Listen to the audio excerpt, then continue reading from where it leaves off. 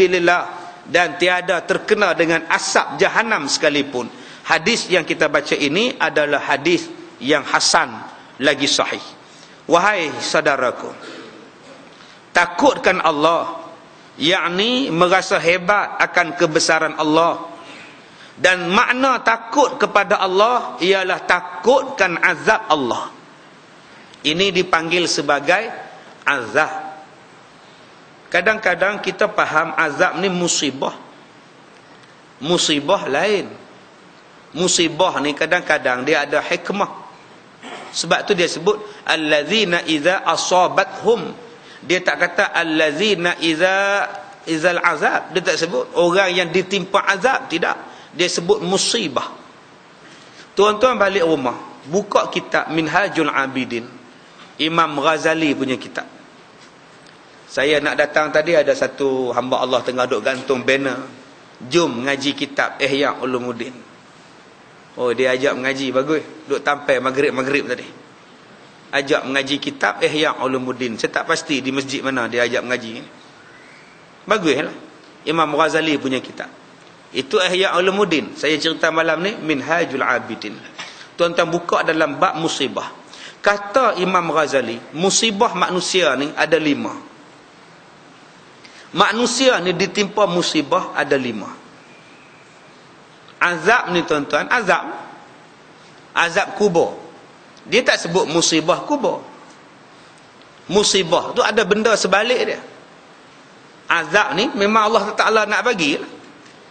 Pertama kata Imam Ghazali, musibah yang menimpa manusia ialah berlakunya kemalangan sewaktu perjalanan atau sewaktu bermusafir. Kedua, apabila ditimpa kebutaan selepas celek. Asalnya celek jadi buta, musibah. Ketiga, mati di waktu muda, musibah. 4, miskin ketika tua. 5, hina selepas mulia. Ditimpa kehinaan selepas diberikan kemuliaan. Inilah dia musibah. Orang dulu-dulu bila kaji kitab ni, dia ikut pahaman dulu-dululah. Tapi kita ni makin lama makin maju, makin lama makin moden, makin terbuka pemikiran, makin jauh pemandangan, makin luas pengalaman.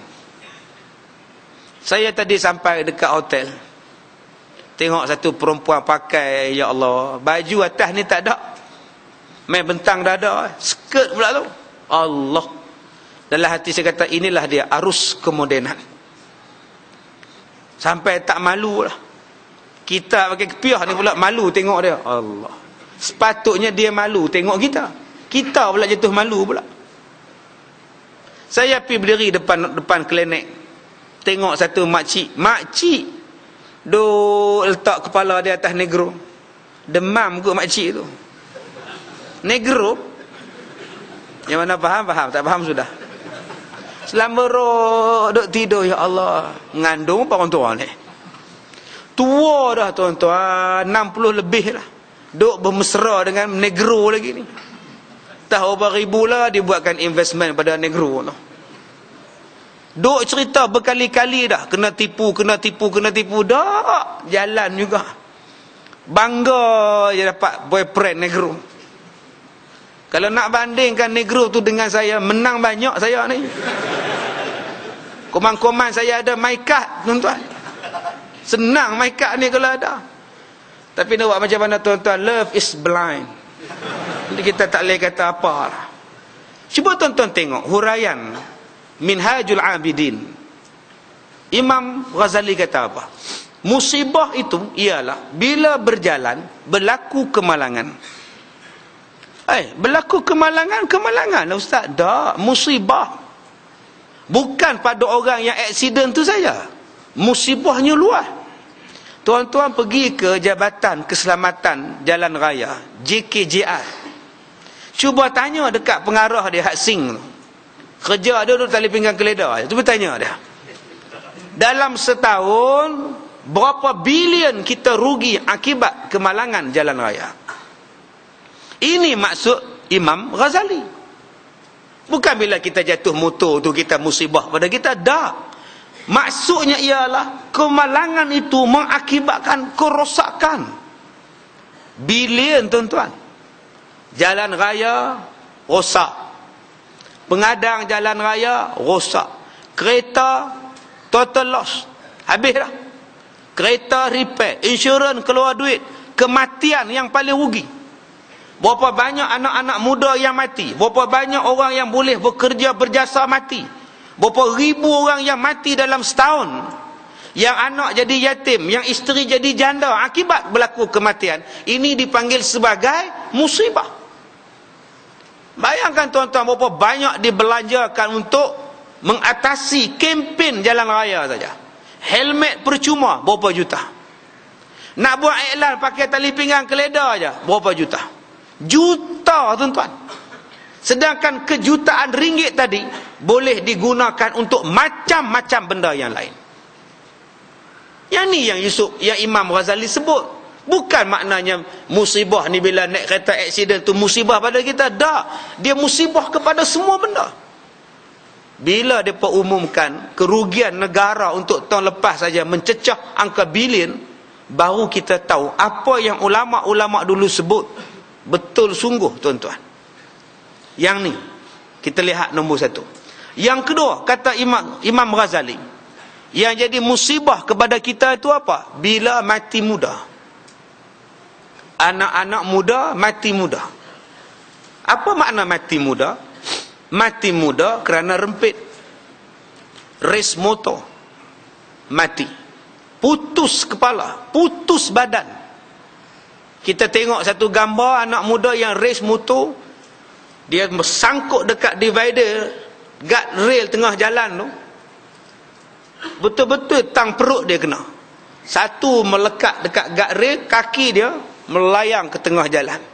Putih. Orang ambil plastik hitam, bungkus. Tali perut usus dia, bungkus. Masya Allah. Itu nama dia mati muda. Yang kedua, mati dalam keadaan masih hidup. Tapi dah mati dah. Dengan dadah, dengan syabu. Kerugian yang sangat besar. Anak-anak muda sudah mati. Yang ketiganya, mati pada jiwa. Mati pada jiwa. Yang laki-laki nak jadi perempuan. Tu nama dia mati jiwa. Jiwa dia ialah nafsu. Dia tidak lagi memikirkan tentang akhirat. Yang keempat, mati muda ni apa? Mati yang dalam pemikiran dia tak nampak apa-apa benda. Tak boleh diharap untuk membangunkan negara, membangunkan masyarakat dan sebagainya. Ini musibah pada kita. Dan inilah musibah yang berlaku pada anak-anak muda sekarang.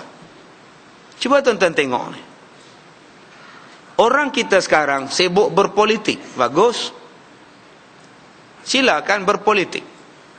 Tapi bagi saya, kena ada satu hari, nama dia gencatan politik. Jangan politik 24 jam. 7-Eleven tu dia kata 24 jam. Kadang-kadang dia pun cuti juga. Dia pun tutup. Kedai nasi kandar mamak tu 24 jam. Kadang-kadang tutup juga. Tapi orang Melayu politiknya tak tutup-tutup. Dalam tidur pun mimpi lagi. Dok ngigar lagi. Menang. Astaghfirullahalazim. Terkejut isteri dia.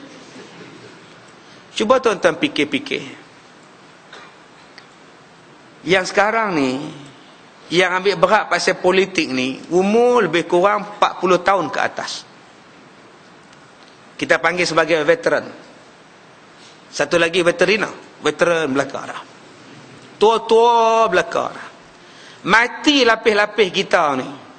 Siapa nak kempen lagi? Siapa yang nak mengundi lagi?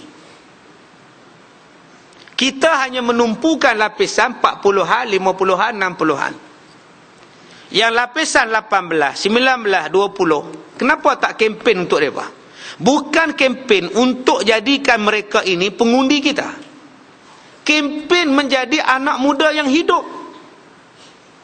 Mereka terjebak dengan dadah. Tuan-tuan ingat, bila dah hisap dadah boleh mengundi lagi? Beratus-ratus ribu duduk dalam pusat serenti. Berpuluh-puluh ribu dalam pusat serenti. Beribu-ribu dalam penjara. Mereka tak ada peluang untuk mengundi dah. So